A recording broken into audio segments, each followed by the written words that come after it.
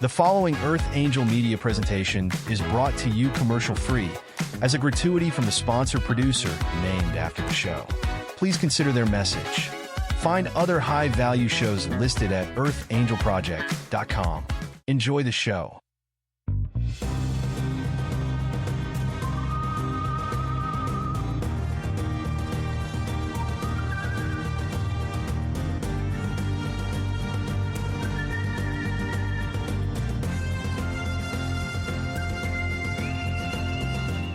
Welcome to Soul Decodes. Join us as we wander off the path to find the ideas that fascinate. We talk about spirituality, the mind, the ego, wellness, and hidden history with tips, travels, and tales. Charms for a better life.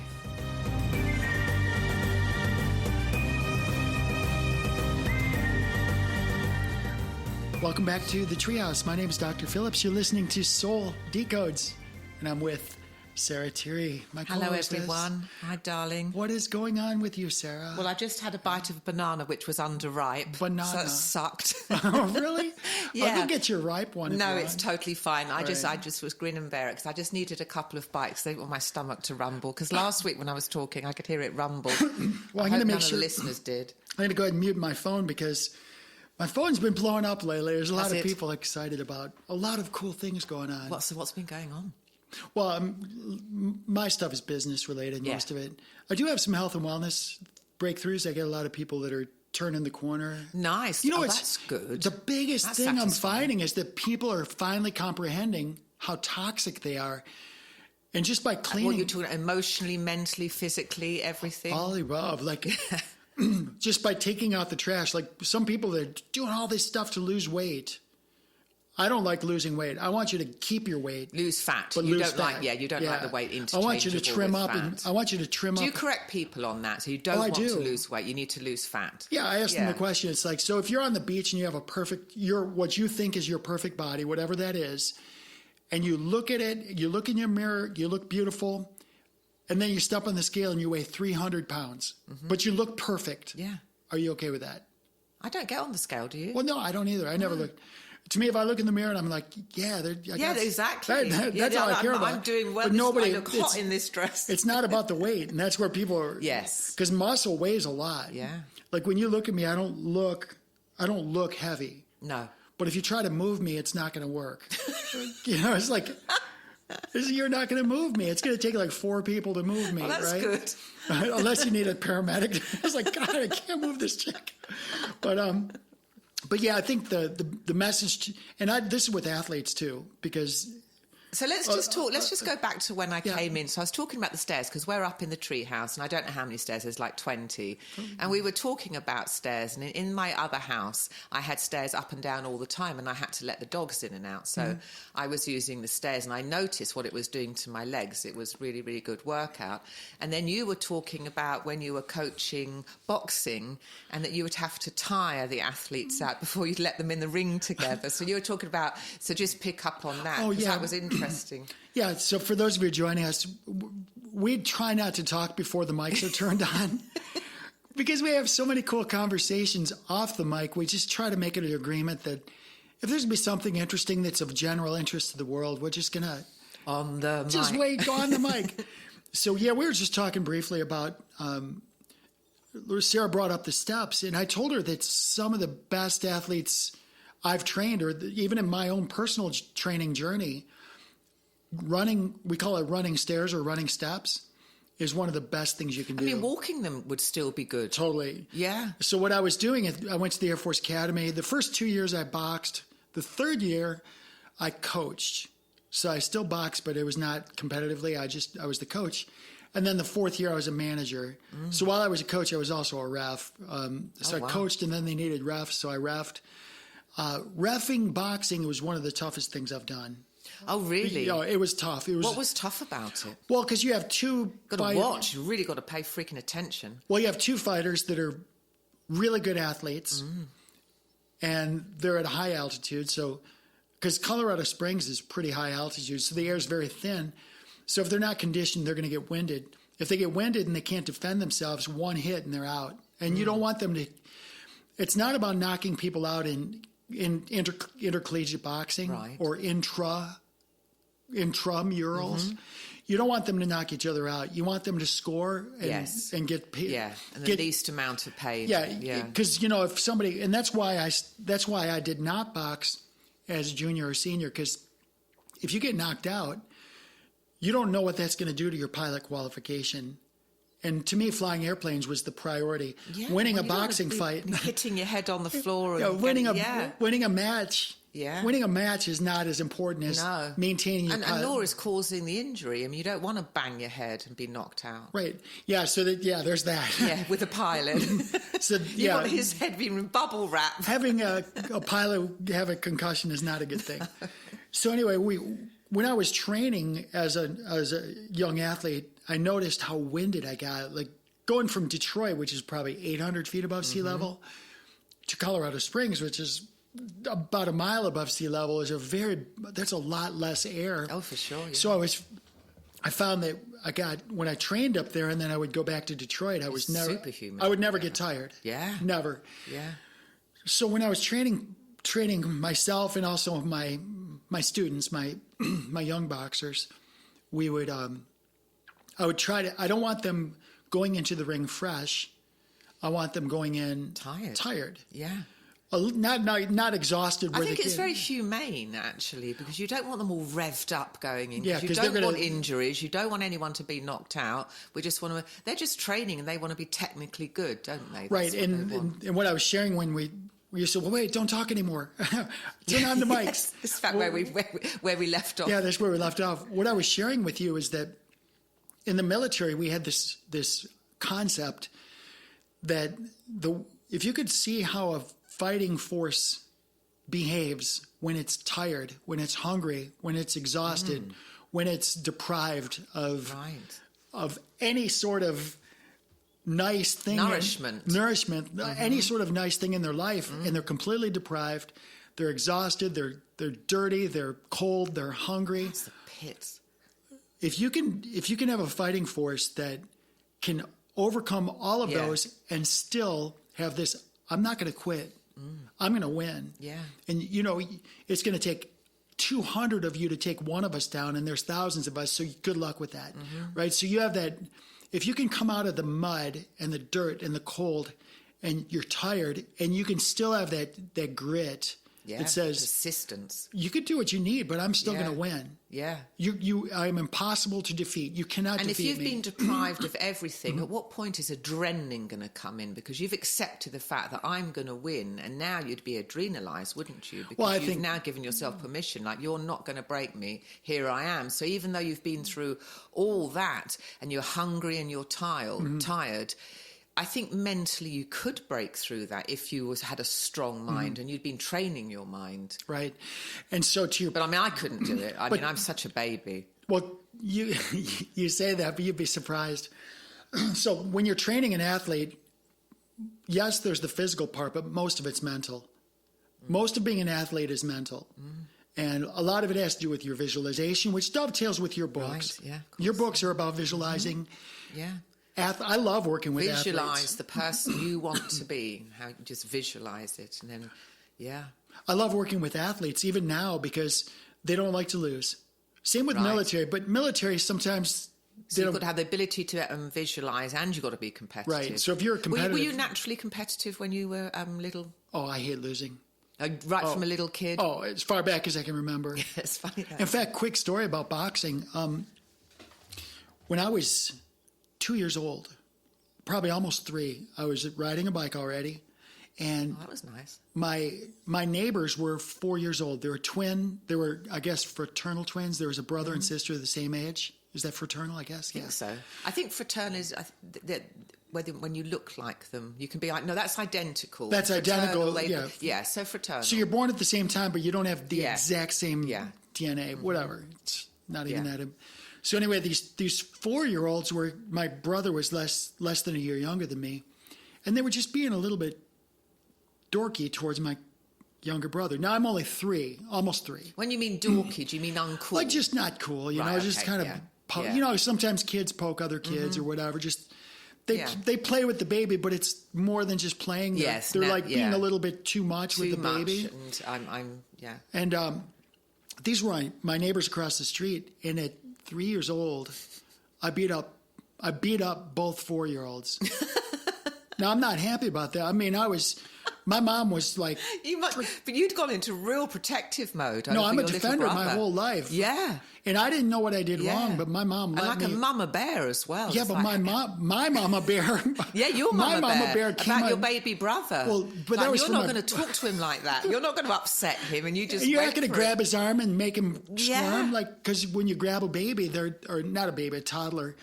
But the point is, these 2 4-year-olds were not treating my younger brother respectfully as a Kindly, toddler. Yeah. And I freaking came unglued on them. Probably not rightfully so, but it begs the question. Well, I mean, for Jesus Christ, how old were you? Well, like I said, it was 2, maybe almost 3, probably 3. So there's nothing about whether you were making the right critical decision. You're just so young. Well, you were just acting on instinct. But that's the point: is where did that instinct come from? Yeah, well, that was I in never you. got beaten as a kid. I never punched somebody in the. I never did that. So where does that come It's a from? character trait that is in your soul, and you will have that because we choose our lifetimes and we're born over and over again. So you decided, I need to be this in order to succeed in my life plan. So that was in you, but that was the first time it had ever been experienced, because now you're dealing with, I mean, it was a sense of righteousness as well. There was a lot going on with you as a little 2.5-year-old. Well, I see. What did your parents do about it? I don't remember. No, okay. I just Couldn't remember have been that bad then. I just remember I got in trouble. Yeah. I'm like, that was very confusing to me because I thought I was doing the right thing. What was your relationship with the 2 4-year-olds like after that? Did they? I don't think forgive they you? ever saw me again. My mom and You were dad kept probably. apart. It's like, yeah, she's got a problem. She needs to go to a special school or something. But so going back to the athletes, there's a certain mentality with fighters, and even now in the MMA world, like some of us were literally, they call it MMA, like mixed martial arts now. Yes, my sons are into that. But when I was growing up, we just call it street fighting. Like you literally, that was what, in Detroit, we call that street fighting. Which means you can just do anything. Which means it can be anything. Yeah. And we used to do that after could you school. ram your fingers into someone's eyeballs? Whatever it took. Really, yeah. The idea is to win. Yeah. Now, I'm not saying MMA, you can put your fingers in somebody's eyes. But, no, they have to regulate But growing it a up bit. in Detroit, just do what it takes. you do it. And it's not always about killing the person. Like that's kind of a wives, like this. We're certainly disarming them, isn't it? But neutralizing the threat, which is kind of a military thing. You only use the force you need to do to neutralize the threat. Yeah. And once they're no longer threatening you, then you can back off. And you see that in nature, where you'll see you might see a lion and a leopard or a tiger. These two competing. Maybe there's a ram and a tiger, or an alligator and a eagle, or something. Mm-hmm. They don't keep fighting each other after the other ones. Once they've got what they want. Once it's like, okay, I'm leaving your territory. Yeah. You win. Yeah. They don't keep fighting. It's like, okay, so they're not bloodthirsty. Yeah, you made your point. Mm-hmm. You defeated the risk. Mm-hmm. You defeated the incumbent. They're on their way, and you're done. Mm. So going back to the boxers, I felt strongly like to get them to be good boxers, you want them to be physically tired, emotionally tired, mentally tired, winded even. And then we'll start training. We'll start talking about technique. Because if you can get them to do the correct technique while they're tired, while they're winded, then they're going to be better boxers when they're fresh. Right. So I always try to train them, get them broken down before you build them up, that type of thing. So, but what's interesting about you just said something about the defender. At 2.5, 3 years old, you don't know what you don't know. You're answering a call. Mm-hmm. That's right. Well, I'm going to share this quick story with you, and then we can talk about your stuff. But Thursday night, I went and listened to a biochemist. He's from a local university, and it was part of the permaculture group. Okay. I should invite you to some of these because this guy's brilliant. I knew who he was. He knew who I was. He didn't know I was a PhD. Oh. But I knew he was. Mm-hmm. So when I heard he was speaking, I was like, okay, I got to go. Actually, Robin said, hey, this guy's speaking. We need to go. So we both went. Nice. And it was beautiful. It was outdoor on Lake David. Oh, beautiful. On the back of the coffee building there. And we're just sitting, and he did a great job. And it was right at the end. They were just wrapping up. My friend Paul, who runs the permaculture group, was just making some announcements, and there was this blood-curdling cry. Oh. This girl screaming bloody murder, like Jesus. just like, what? And everybody heard it. It was just like it was right next to you. Because when you're on an open lake, somebody can be on the other side of the lake, talking, and you can hear them because that just propagates right across the surface. Well, she was in terror, wasn't she? She was screaming like crazy. But when you look across the lake, it's kind of dark. Yeah. And it was coming from what looked like the community pier. Okay. Because there's a little pier there where there's a water park and picnic tables and stuff. So I'm looking so all of us just turned our attention to the pier, and there's probably 25 people here at this seminar, and everyone's just sitting there, and she's continuing to scream. Was anyone running over there? Well, did she have anyone around? Were there people over there? Don't know, because it was dark. So I ran over there. Yeah. I jumped in my car and I screamed, Jeez, I mean, and you've went got over to there. at that point. You can't establish anything. I took my Escalade and I put on my brights and I put it. Oh, good. I move. put the brights right on the pier because it was really dark, and I lit up the pier. Good for you. It was like, I'd want you around. Please tell me she just wasn't bitten by a mosquito. Well, no, I didn't, because you don't know. Was she still screaming? There's gators there. I know. Like, you don't know if she's getting raped or if she's gotten bit by something, or you don't know. So I came. Of course, I'm armed, right? I didn't deploy my weapon, but I had it with me, and so I put on the brights. I run out there, and there was already another adult there. There was a mom at the playground with her.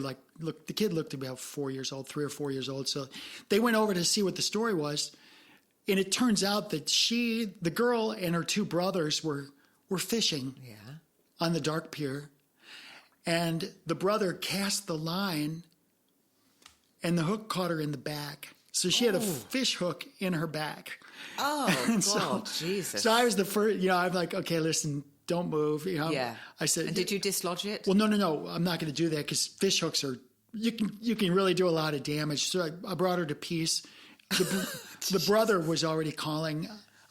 So she had this right in the back. She had a fish hook in her back. So that was justified. Like her upper shoulder. Jeez. And her brother was casting, so it actually hooked her. But you don't want to bend, because I would instinctively want to go in and just take the trajectory that it went in and just take it out very slowly. Right, except for you're still going to have a line there, because you're pulling a hook through, but it's still attached to the line. So you can't pull it through, because now the line's going through her. So, and I didn't have anything to cut it with. So I basically said, look, we're going to hang tight.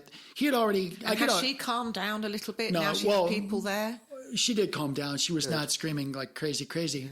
But the point is, there's this mentality of...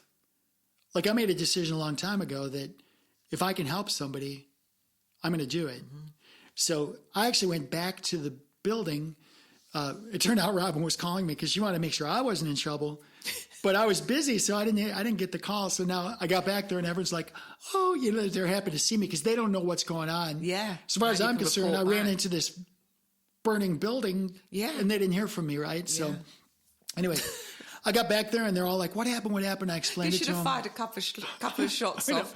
Really made it dramatic. But the thing is, what I'm sharing is there's this mentality of people that are action-oriented. Athletes are action-oriented. Military, they're action-oriented. And so what happened here was this, it was, whether it was trained or instinctual or just a decision I made. It just could be compassion. You just want to help someone screaming. I came back, and everyone's like, there were 3 people who said, I was going to do that, or I felt like I should do it, or I should have. I feel bad I didn't do it. Act on it in this little bit. And so that's kind of metaphoric. There's so many people, they think they should do something, they want to do something, they feel they should have, oughta, mighta, coulda, right? They should, but very few people spring into action and do Swing stuff. into action. So it was funny. My husband and I and the rest of my family, there was about, I don't know, maybe 12 of us. And we'd gone to this restaurant, and it was right out in the Bunduks. It was up near Tavares somewhere. And we got there, and it was really, really busy. And the only place that we could eat would be outside, because it was heaving. So it was what? Heaving. What's heaving mean? Really busy. Oh, okay. So busy. There wasn't one table free. Oh, I see. Okay. Food everywhere. We'd picked. It was so busy.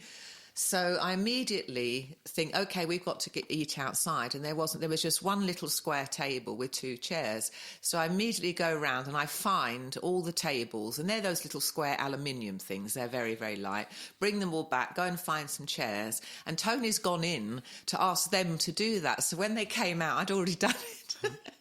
And he was really sweet about it. He said, I like the way that you just took action. Because I didn't want to wait. I think it's beautiful. So let's just make it happen. Just go into action mode and get what you need to happen. And I think sometimes, and this is a really good point, because sometimes, we talk about action mode, but sometimes it's not so much action, it's decision. Because sometimes the correct thing for me to do is to not act. So I make an affirmative decision to not act. This is especially true when I'm talking to an idiot. Like when you're talking to an idiot, you're going to make a decision to not act. Yes. To not engage. Yeah. Certainly don't want to be reactionary. So it doesn't mean it doesn't mean I'm being passive. I'm being deliberate. Yes. I'm deliberately being non-interactive. Yeah. Absolutely. But it's still an action, but it's still an action, and it's still going to give you the result that you want. You don't want to, talking to an idiot, it's an awful thing, because no one's getting anything out of anything. This is like almost just like a redundant neutral exchange. So how do you do it? How would you describe an idiot? What does that look like? Well, first of all, I don't really necessarily call people idiots. you just headbutt them instead. Well, there's probably a handful of people I would characterize as real idiots. Yeah. But does idiot, to me, does that mean stupid in terms of brain and intellect capacity, or does it mean that you've got the wrong facts and you're acting on them, and is that an idiot? So I would only apply idiot to behaviors. Right. And not to character, because I believe everyone's beautiful and divine. That's just me. Mm-hmm. But their behavior can be idiotic. Okay. So what I like to do is, I don't typically call people idiots, but I do call out their behavior. But they could be idiotic over certain things, right, and on other things not. So it's not a general term. So I don't even use the term idiot very often. But what I do is I say there's ignorant and there's stupid. Mm-hmm. So I'll use this in the context of what I'll call medical doctors. There's some brilliant medical doctors. They're really, really, really, really good at what they do. But they don't know they have a blind side. So most medical doctors don't know anything about human health. They call it health care, but it's not health or care, because they don't know what it takes to sustain a beautiful, perfect, powerful human body. Yeah. They're great when it comes to putting... So they're ignorant to you. So they're ignorant. You don't know what you need to know to make better decisions. That's what I'm saying. They're ignorant. Some people, like you said, they don't know what they don't know. And you can be ignorant, and that's fine. Mm-hmm.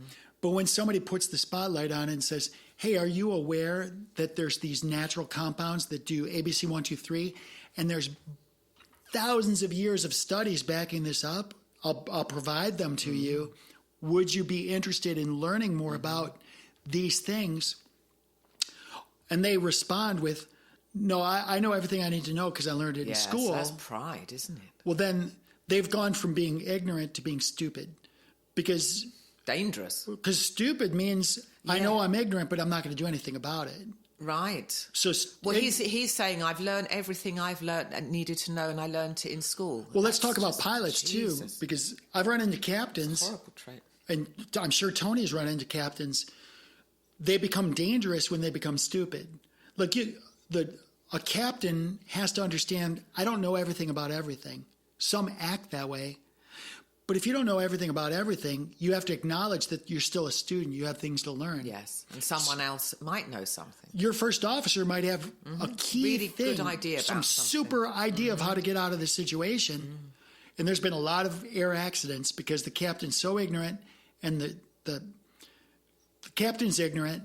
The first officer has the answer but won't speak up. Why? Because the captain's now going to just reprimand him. Yes. I'd ground that fucking captain. Well, you need to listen to your first officer. Sometimes. Sometimes, but you still got to. You can't have him now scared to say anything. Yeah, that is a horrible cockpit management. Absolutely, and there's times, especially especially with a female captain, a young female captain, and an older male first officer, that dynamic is tough. Wow. But that's where the female, during the pre-brief, because whenever you have a new crew, the captain does a briefing. Mm-hmm. We get the flight attendants and everybody, get them all together and say, hey, hi, I'm Captain Phillips. I'm blah, blah, blah, a little background. Just introduce ourselves to each other. I'm armed. I'm a flight deck officer. I'm armed. I need to know about any other weapons that are on board, who they are, where they're sitting, because you have to know where all the weapons are, right? So I'm armed. This is the way it is. Make sure you're not coming into the flight deck unannounced. But aren't their weapons going to be in the hold? Oh, no. When I was flying, I was armed. But no passengers. No, full passengers, everything. But passengers can be armed and have their gun on board. No, I was the captain. Yes, you're armed. Yeah, I'm armed. Where did you think all the other guns were? Who would have the other guns? Oh, we used to fly into Reagan National all the time. When you fly into D.C., first of all, there are certain, even the Postal Service was armed. Wow. Secret Service. Oh, okay. So I'd have air marshals. I've had air marshals that are armed. And air marshals I can't talk too much about air marshals because it's proprietary. But anyway, these different people, like, the pretty much anyone with the White House that we flew. Because So at one time you could have 20 guns on board. I don't think I've ever had 20. And you need to know where they all are. Yes. And what do they do? Are they allowed to carry them on them, or do they have to go up into the locker? I mean... It depends on who they are. Right. And you make that call? No, it's all protocol. Okay. So virtually all the time, they're armed. They have their weapons. I know who they are. They know I'm armed. The reason they need to know that the captain's armed is because they don't have to worry about the flight deck. If that door opens and I don't like what I see, it's not going to be there anymore. Yeah. So they don't really have to worry. Is an American Airlines captain armed now today, flying down to Hawaii from Los Angeles? Yeah. See, I can't really address those things on the air because those numbers, those figures. I didn't know that they were. Tony's never mentioned that they are. He doesn't pack when he's flying. He could if he wanted to. Could he? I'll have to ask him. I'll ask him. It just depends on international flights have different rules, but stateside, domestically, there's a lot of us armed. It was a good program. It still exists. Now, if you travel as a civilian, because Joey's taken his gun to Tennessee, he had to pack it in the hold and had to go through a special security. Do you have to do that? Well, when I was going to and from work, like if I was flying, when I was living in Detroit. No, now if you were traveling and you wanted... If I was going to work, like let's just pretend that I was still with JetBlue and I live in Florida, but I'm going to work in... say I'm at JFK, say that's my pilot base. I would have to go from Florida to JFK to start my day, but I'd have to take my weapon with me. Mm-hmm. So I would check in for the flight. I would tell the gate agent quietly, I'm an FFDO, I'm going to work. And they'd say, okay, what seat are you in? And they'd give me like an aisle seat or something. Yeah. But I would have, nobody would know except for the captain and the crew. Like I would tell the crew, because the crew has to know that I'm an asset. Mm-hmm. So even though I'm sitting there, I'm off duty. And you take care of what you need to take care of because I've got it. Because if someone comes in, I don't need you because I'm good. No, you asked me, would I carry my weapon going if you were just traveling, yes. So if I was just traveling, in the cockpit, my weapon is on me. I have my weapon in my possession, but it's secured. I'm not deploying it if there's an issue. Excuse me. Excuse me. I'm gonna have to. You can reach for it, right? If there's an issue, you can be like, boom. That'd be awful to have to use. Well, I mean, if I had to, I could pull it out and deploy it. But the point is, they just need to know that weapon exists and that I'm in control of it. Yeah. It doesn't mean I'm wearing it or donning it, or it doesn't mean it's even handy. It just means that out of respect for the crew, they know who I am, and that's it. Yeah.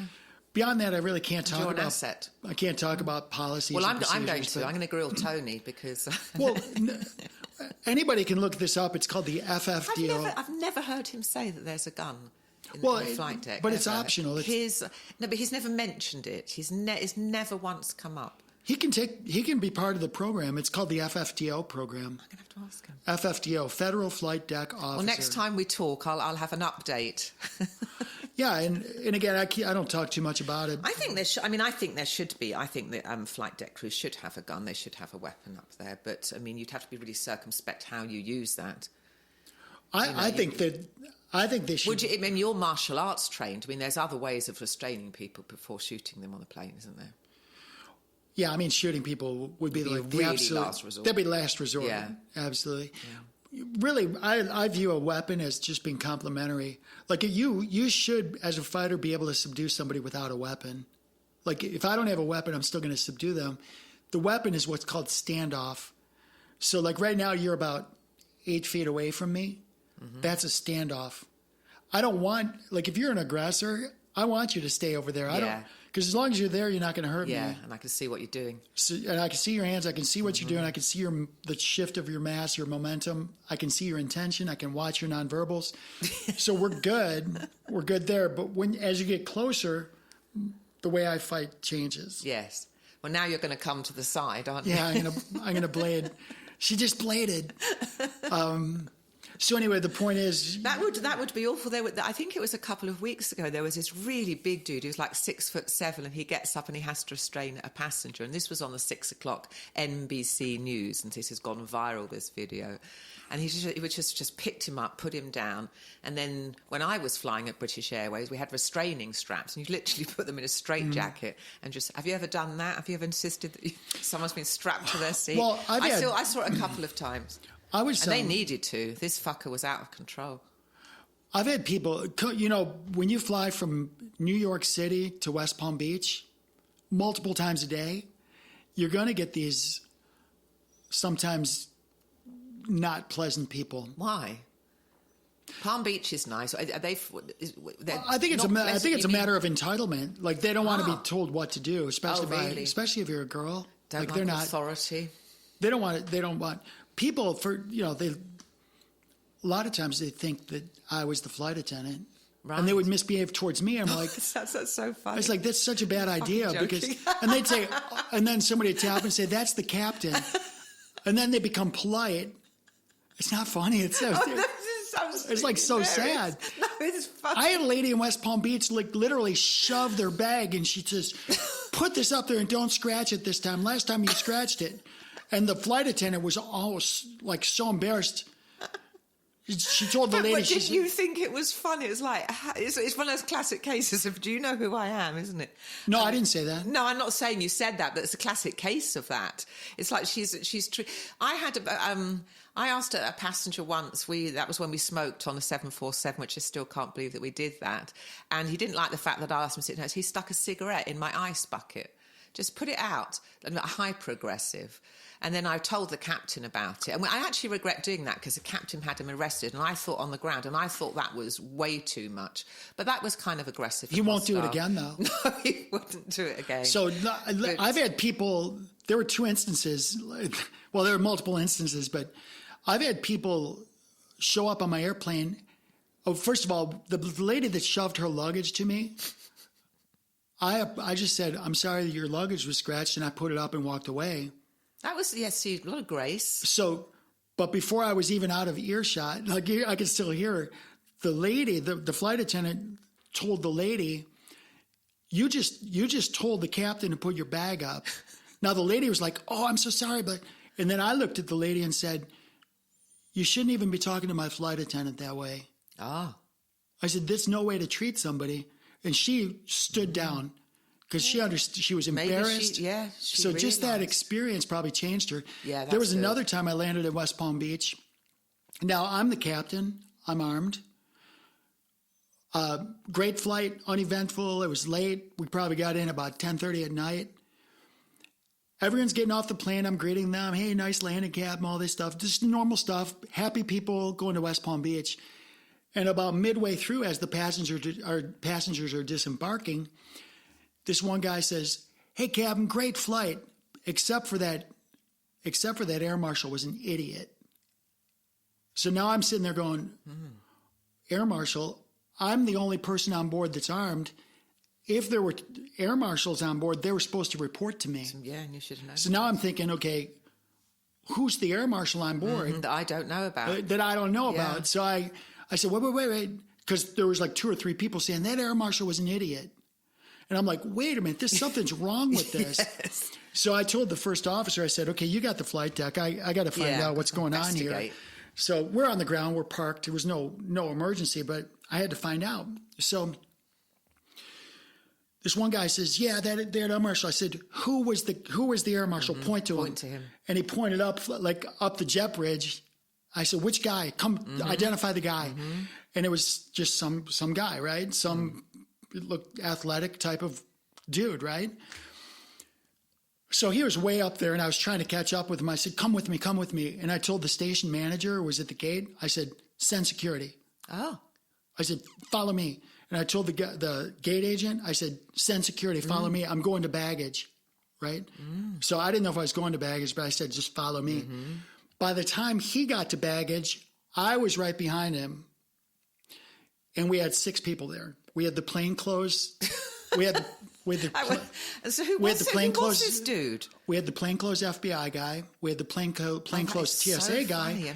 And we had 2 TSA guys. And this happened in 5 minutes. Oh, I love it. I mean, that's very dramatic. So the question is, who is this guy? Yeah. Who was this guy? Yeah. Was he just some regular guy claiming to be something as a joke? Evidently he flashed his badge. And he was an air marshal? No. What was he? He was some podunk country boy off-duty. So he flashed his badge and then played the role as an air marshal. Off-duty sheriff. Oh, he wasn't. Right? Okay, so watch what happens here. He was so busted. Oh, I always feel sorry for the guy. Well, so now we have 2 witnesses who heard him say everything. We have a ring of people around him. It's not even this poor guy, but you don't get to do that. No, you don't. So he just thought he was having fun. He can get away. He was a bit of a dick, right? And all of a sudden, now, 5 minutes later, there's serious consequences for you doing that. So what happened was this, and just to play it through, he's looking at me because he doesn't know who I am. And I said, I was the captain on your airplane. Yeah. I have the only weapon on board. And you said you're an FFDO. Is that true? Oh, I never said that. And 2 people said, yeah, you did. Right. We got it. We have a bunch of people heard you say that. And I said, did you not say you were an FFDO? He says, yeah, but I'm not. And he starts, and as soon as he said that, I looked at the TSA plainclothes guy and I said, did you hear what he just said? And then I said, y'all have everything I told the FBI guy, I said, you've got this. Yeah. I'm on my plane if you need me. Yeah. I need to button up the airplane. Yeah. Here's the witnesses. This is the guy. And then I heard the guy, as I was leaving, it's like, show me your ID. And he explained, that's where I heard he was an off-duty sheriff. Yeah. So I don't know what happened. What do you think happened to him? Well, I don't know. I don't know. But what, I mean, if it was an incident. Do you think whoever was in charge, whoever had the final decisions, just gave him, ripped him a new one and said, okay, don't ever do that again? Mm-hmm. Or was he taken away and in custody? And impersonating an air marshal must be quite a high, and that must be a big deal. Well, right? And that's what I told him in front of the whole ring, ring of people. I wonder whether someone just said, you really never need to be doing that again. Look how bad this got for you. And that would have changed his life. It might have. He could have lost his career. Yeah. He literally could have been thrown in jail for that. Yeah, that could have gone really, really badly. That's a federal offense. Mm-hmm. Impersonating an air marshal. Yeah. So I can't tell you why I knew he was fake. I can't tell you. I'll tell you off the mic. But there was one thing that was said that would never be said, but it was said, and I knew immediately he was not an air marshal. Yeah. Not even meeting him, but just from what the people said. Yeah. So and what was your intention? I mean, why did you immobilize everyone and come so down on him? So what was going on with you? Well, first of all, I didn't know who he was. Right. This is now a breach of security. Look, if he's claiming to be an air marshal, he breached a protocol because he was supposed to report in and tell me that he had a weapon. Yeah, and you should have known he was on board. I should have known he was on board. Yeah. That's a breach of protocol. He needed to report to me, and he didn't. So right off the shoot, I need to know who this guy is. So right out the gate, you must have known he wasn't then, because he would have reported to you. I mean, you must have suspected this guy's a clown. Well, I'll tell you off the air why I knew. And when I tell you, you're going to laugh, just like you're laughing now. But it's absolutely simple. It's very brilliant. And as soon as you know the answer, you'll say, that makes all the sense in the world. Why I knew he was not. Mm-hmm. I'm sorry to everyone listening. I'm not trying to be cryptic. Okay, well, let's just go. But let's just go back to what your intention was. I'm not allowed to tell. You knew that he wasn't an air marshal for whatever reason, but you still decided, I'm coming for you, and I'm going to immobilise everyone, and I'm going to have you standing in front of me, and you're going to admit that you've been lying, which is basically what it got down to. And your intention was to do what? That you'll never do this again. That you haven't reported to me. You're lying. I mean, that's my thinking was different because I was not looking for retribution. There was what I would consider foul play on my airplane. Mm. This is not about what's going into the future. This is about saying there was foul play here. If this person's going to misbehave on my airplane, he's going to do it again. So the guy that reported him and say, "Oh, nice flight, Captain, but that air marshal sure is a jerk." If he hadn't have said that guy would have got away with it. Well, I mean, there was like 3 people in a row that said... What had he been doing to them? Do you know? Well, some woman was like, it's West Palm Beach. There's going to be people who's like, I can't believe you don't have real lemon. What's this powdered lemon in my tea? Oh, so you got little divas. Just these little things that piss people off. God. And when you're in close proximity to other idiots, I said idiots twice. I said idiots twice in a row on this podcast. I never used the word idiot. But forgive me, Father. When these people are misbehaving and they're in close proximity to each other, they're going to tee off. Yeah. So this woman was being a jerk. He's being a jerk, and he turns around. He's reading this lady the riot act. Yeah, he's now. And she's being an idiot back. So that's evidently what happened. It escalated. God. So he really took it to them and then pretended to be an air marshal. That is hilarious. But I don't think he'd ever do that again. I think I don't know. He would have learned his lesson. We don't know. He might have lost his career, or someone said to him, "Listen, you clown, don't ever do that again," and they let him off the hook. Yeah, but just because you have a badge doesn't mean you get to be on my airplane and be stupid. Mimic someone, yeah. Or pretend you're to be somebody you're not. So they picked the wrong girl that day. It's like, it's not the right thing to do, right?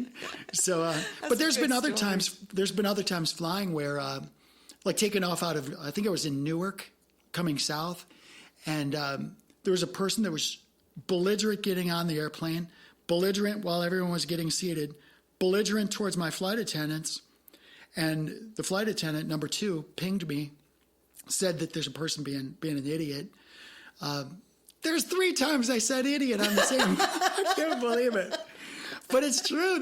There's something about people flying airplanes. They lose track of the beautiful thing that I'm going to be 6 miles high. But aren't they also breathing in like 12,000 feet? I mean, the oxygen's not very good on a plane, is it? What's it pressurised at? What's a normal flight pressurised at? It's like being up a fucking mountain. You're drinking alcohol. Well, it depends. You don't like being on a plane. You're in a metal tube, and it's an intense environment. Yeah, it just depends on your altitude. It's a differential pressure between what's inside the plane. So if it's 39,000 feet as a cruising altitude, your cabin's going to be pressurised at what? About 8,000 feet. So that's pretty high. That's like being up, we were talking about being on a high altitude in Colorado. So that's a lot. You don't have much oxygen, so you might not be reacting in the way that you need to. Yeah, so if you have one drink, if you have a person that's being belligerent, say they've had 2 drinks in the terminal and you're going to 39,000 feet, those 2 drinks are going to be the same as 4 drinks when you're at 8,000 feet, when the cabin pressure's at 8,000 feet or 7,000 or 8,000 feet. It depends on the PSID of the pressure differential of the airplane. When I was a flight attendant, we were in zones, and it was my first year. And at British Airways, you didn't buy any alcohol. It came in little bottles and it came in little cans, and you just gave it away. It was all part of the ticket. Sure. And I'd get my passengers absolutely sloshed because then they would sleep for the rest of the You're feeding the dragon. Not the dragon. You're feeding the demon. I was only 21 though. So I had this guy out of Newark, and right before we even pushed off the gate, this guy was he was misbehaving. I didn't say it a 4th time. He was misbehaving. So I literally walked back to him. He was about midway down the cabin. I looked at him dead in the eye and said, "I'm the captain. You're misbehaving. I literally said that. Yeah. You're misbehaving. You're not following instructions. You can either take this flight and behave yourself, or you can get off this plane and take the next flight. But if we get airborne... It's nice that you gave him a choice. I said, if we get airborne and I have any reports of you being behaving like you're behaving, I will have security ready to meet you. And you'll be arrested. And I said, I'm happy either way. I'm happy. It's going to be a great flight. And did you speak very calmly, just like you are now? I always speak. Yeah. So what did he say then? He said, Captain, we're good. We're good. Oh, good. We're good. That's good. Okay, I don't know what his deal is, but you're not going to, I told him, you're not going to misbehave. You're not going to talk to my flight attendant that way. It's not going to happen. So you were like this captain that had this guy arrested when he put his cigarette out my ice bucket, because we had to all sit there. No passengers were left off. And this was in South Africa, and they all came on. He had to be walked up, and they came and arrested him. And it was awful because he stared at me, and I think he thought that I was the one that did it. And I kind of regretted telling the captain was a friend of mine. And I kind of regretted telling him, because I just thought, that was unbelievable. I mean, it's pretty egregious that you're going to stick your cig in the ice bucket, right? That's not good. But other than that, he'd been fine. But the captain was like, fuck that. No, you're not doing that. When I was doing my crew brief, because every time you have a new crew member or a new crew, you do a new crew briefing. It's just part of the protocol. And so when I had new flight attendants, I would brief them that I am your advocate. If somebody's treating you, if they're mistreating you or something's not right with you, I will help you. Mm-hmm. But you have to do everything that you can do first. Like, I don't want to know if somebody spilled something on your skirt. I don't care. That's what you get paid to do. But if there's something where you're losing absolutely control. They're misbehaving, and it's beyond what you can handle, I want to know about it. And they appreciated that. I had so many flight attendants say thank you. Because a lot of captains, I don't remember any captains ever coming to say that. I mean, it was implicit, I think. I think you knew they'd have your back. But not, maybe with British Air, but in America, there's a lot of captains who say, sucks to be you. That's your job. Just deal with it. Mm. And sadly, there's a lot of captains that way. I'm not that way. Even in the military, when I was flying. So your flight attendants must have liked flying with you. Oh, they loved it. Yeah. They always, they could find like what schedule I'm on, and a lot of crews like flying with me because, number one, you're funny and fair. Well, plus they like flying rational. Flying with FFDOs is big. Mm-hmm. Like knowing that this plane is safe. That's a really big deal, right? Yeah. So the other cool thing that happened at this meeting the Thursday night, it was on the lake. When the girl got the fish hook in her neck. So after the fish hook in the neck, God, we never know what we're going to talk about. No, we don't. But good for you, though. I'm glad that you ran around there and did that and found out, because we need people to do that. So I go back there, and they're all buttoning up, and they're putting away their whiteboard, and everyone's just visiting. It was a really beautiful night. It was almost like what you would vision, dancing in the moonlight. Right, and it wasn't too hot either. No, it was so beautiful. Yeah. It was tropical. Mm-hmm. There was no mosquitoes. Yeah. It was just, there was a little light clouds, beautiful lit from the moon. It was just so beautiful. And it was just a bunch of cool people talking about permaculture, just hanging out. And so we made friends with this one couple. It turns out he's a former pilot from Orlando, but he's a private pilot. He flew the same airplane. Actually, it's a newer version of the same airplane I flew when I was a Czech airman. Oh. For corporate. I flew corporate airplanes, and he flew the same airplane. So we were instantly talking the same language. Yeah. Thing is, it was a Part 91, which means Part 91 is where you're flying for a private family. Yes, and Part 21 is commercial. Part 121 is commercial. Mm-hmm. Part 135 means you're like at the Uber, like you're fly for hire. Yeah. Well, this is Part 91. And I said, oh my goodness, you were flying this airplane and we're talking. And I said, so how's it going for you? He says, well, I had a heart attack last year and I can't fly now because I'm on the meds. I'm like, How old was he? Do you want to fly? Like, he's just a few years older than me. He's probably 60. So he's still 67. Okay. So to me, that's not old. But when are they grounded? When a pilot's grounded, you can go on forever, can you? Part 91, you can go. 91, okay, yes. Part 91, you can go. Like, medical. I don't know what the rules are, but so what did he say when you asked him that? First of all, I didn't know. Was he overweight? No, he was in good condition. Wow. Yeah. So I didn't ask him. I didn't interview him, but I always put the offer out there. If you want to get your license back, I'll help you. And he's like, well, who are you? Yeah. And I told him who talk. I was. I'm holistic doctor that's also got 7 type ratings, and I know how to do this stuff. And I know how the body works. I know how your body works. And I said, if you're interested in getting your Part 91 gig back, let me know. And he says, well, that's a season that's passed and all this. And I'm like, who's flying the airplane? He says, well, I don't know. I think they're still looking for a pilot. I'm like, I said, ask them if they want a former Czech airman in this airplane. You'd go in and do that again? If the money is right. Yeah, I guess so. But how many takeoff and landings would you have? You'd have to do a few. You'd have to get retrained, wouldn't you? Girl, I could fly that plane in my sleep. I'm not saying right you now. couldn't, but for Part 191, you can just get in and get airborne. Part 91, no, you still have to fulfill the insurance requirements. Yeah, but you'd have to do your medical, and then you'd have to do a couple of takeoffs and landings, and then you'd do it. Yeah, if I wanted to do that, I would have to pass a medical. Yeah. So I go get my medical, then I would get retrained in that airframe, which would be super easy to do because I used to teach it. Yes, just be muscle. I just got to get the. But then you sound kind of excited. Would you like to do you miss flying? Because my husband doesn't fly anymore, but he misses the takeoff and land. He doesn't miss all the bullshit, but the takeoff and land, it's like a video game for him. Well, he asked me, he says, well, why don't you go back to JetBlue and fly? And I said, well, I have personal reasons for that, but one of the reasons is that as pilots, we love to fly airplanes, but flying for a corporation, especially a big corporation like an airline, literally sucks the joy out of flying. It's not the same experience. Because the endless procedures? Because involved. it's a job. It's a career. It's a job. And even with JetBlue, they would fly the airplane. They would have these protocols and these processes and stuff that even the manufacturer, like Airbus would have these procedures, which they're the manufacturer of the airplane. So here's the procedures. And JetBlue would bias. They would say, well, yeah, we recognize that's what the manufacturer says is the best way to fly the airplane, but we're going to change this and this and this because somebody's smarter than the manufacturer. I don't know. But to me, those are stupid things. Yeah. You know? So for me, flying just like anything. But if you had your own plane out there, you could just fly, you would just enjoy it and you'd do it a lot. Totally. Yeah. And that's what a Part 91 gig would be. Because I told Robin after that, I'm like, Well, you need a really good aircraft simulator up here in the studio. I can't do simulators. No. There's nothing realistic. No. If it was like a virtual reality flight simulator.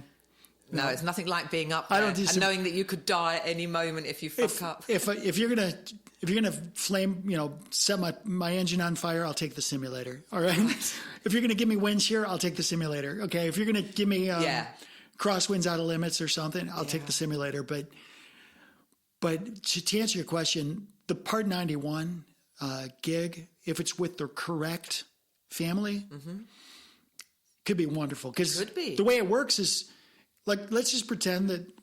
Well, you just show up at a private airport, you meet them, there's none of all that paperwork, passengers bullshit they get on, they might be indifferent about you, and you just land. But basically, you're a favorite Uber driver. Yes, that's it. But your Uber does 0.85 Mach. Yeah. And then you park the Uber on the on the tarmac. Don't have to deal with anyone. You park it, you give the FBO, which is the fixed base operator, you give them the keys to the airplane.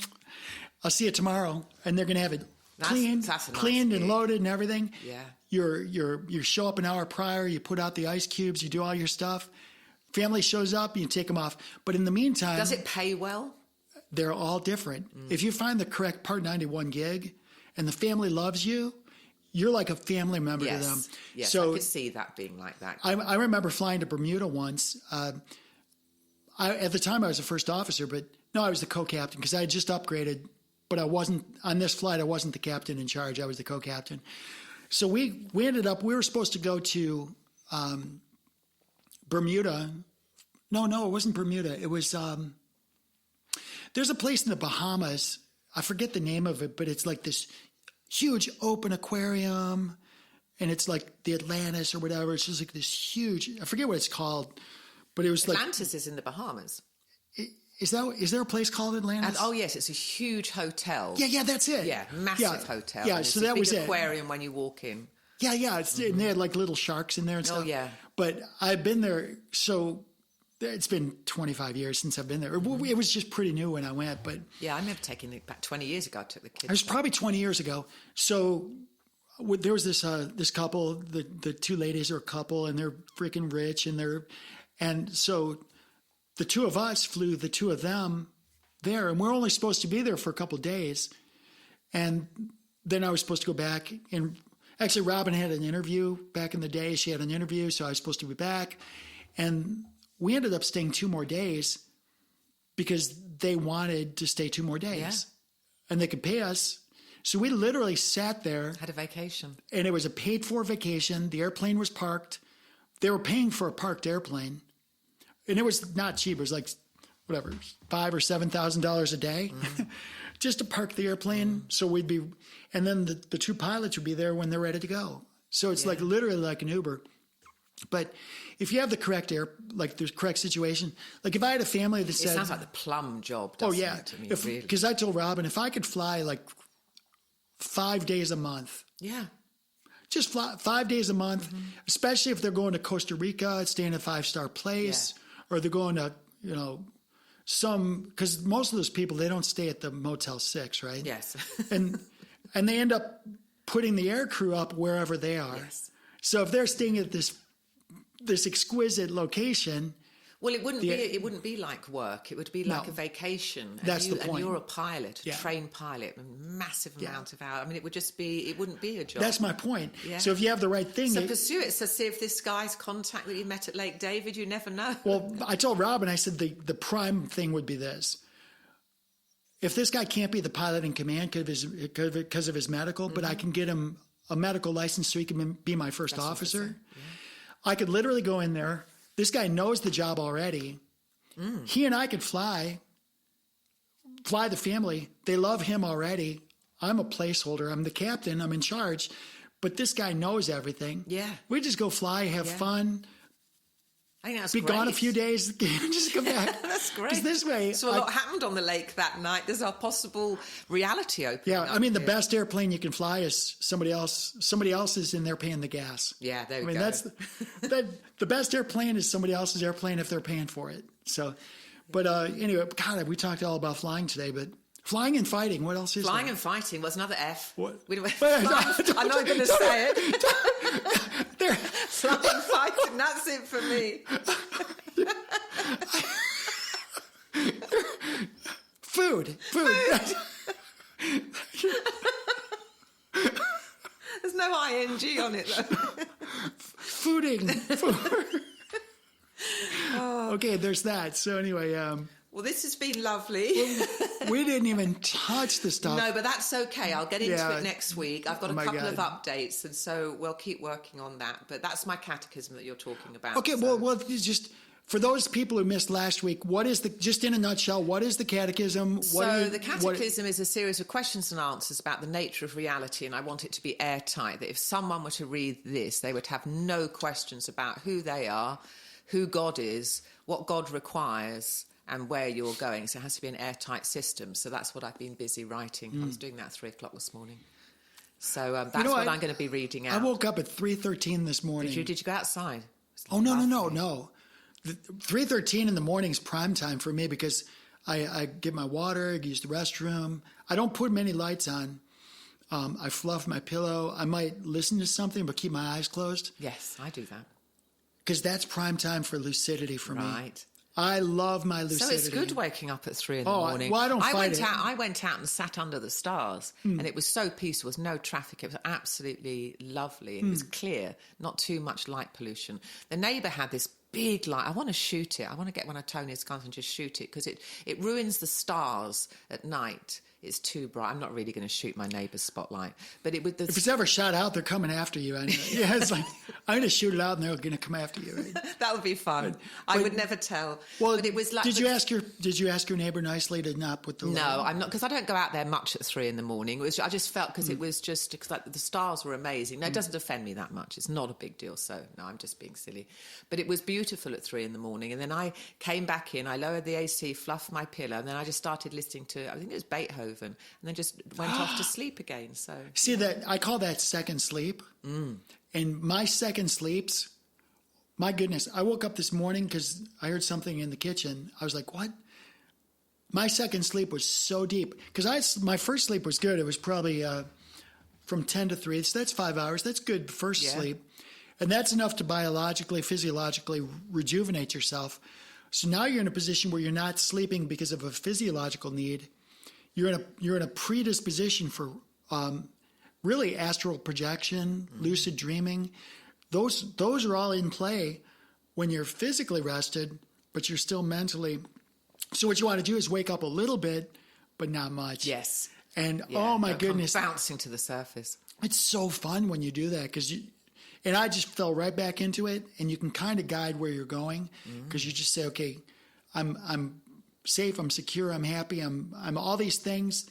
Now what do I do? It's the theme park. Take me on an adventure. Where am I going? What am I doing? You know, you're setting the intention. So it's pretty fun. I'll do that. I'll try that again. We talked about that in one of the episodes. Setting an intention before getting into a dream. For me to fall back to sleep, I have a pathway, and it's beautiful. There's trees, cherry blossoms. It's absolutely lovely, and I hold that focus.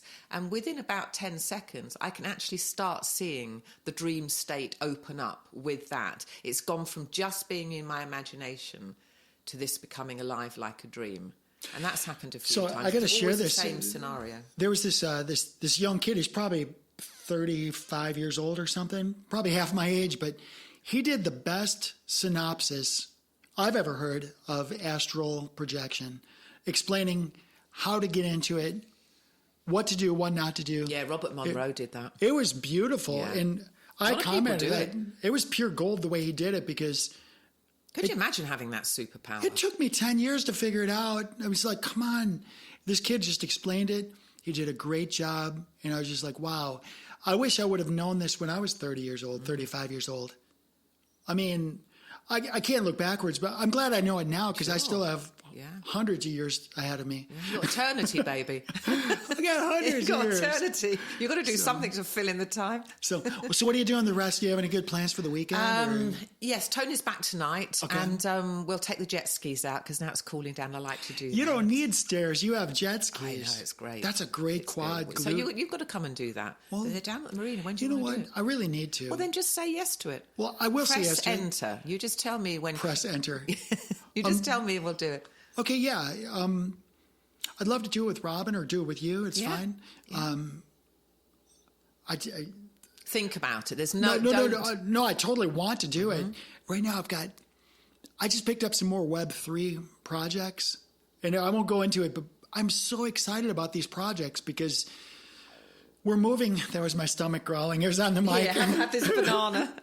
when we're doing the podcast, I don't eat until after the podcast. No, that's why I had this banana. So I've got this project, and these are built on Web 3.0. Most of our lives, the internet has been controlled by corporations, by these monster corporations, Meta, all these monster groups and corporations. But the Web 3, if we do this correctly, will bring it back to we the people, where each one of us owns this infrastructure instead of the central governments or the education universities, the military. It's about us. Is this platform published and 100%, or you've still got a little work to do to get to this? Oh, okay. We're just starting. So that's why you can't come out on the jet ski. We're just got time. Well, I have time for everything that's important, and right now the Web3 stuff's super important to me because we're in a place in the world where if we don't do this correctly, we could all be enslaved very quickly. And the enslavement is not temporary. It's going to be hard to break free. Well, let's talk about this more on the next podcast. Yeah, gladly. Let's go into this. So I'm not saying no to jet skiing. I love jet skiing. Do that. And it's nothing personal. I love you too. I'm at a place where it's just not. I just have too many projects. No, that's fair enough. Cool. Well, thank you for coming. Yes, you have a lovely weekend. Okay, yeah. Say hey to Tony for me. I definitely will. Right. Say hi to Robert. We'll get together. Be well.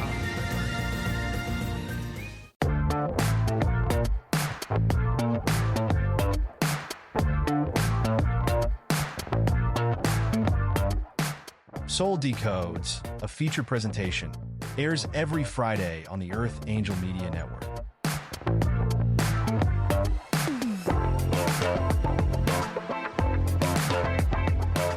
This episode of Soul Decodes is sponsored and produced by Live Pure. Optimize your life by taking your health to the next level. Listen now to learn how Live Pure will make your world better.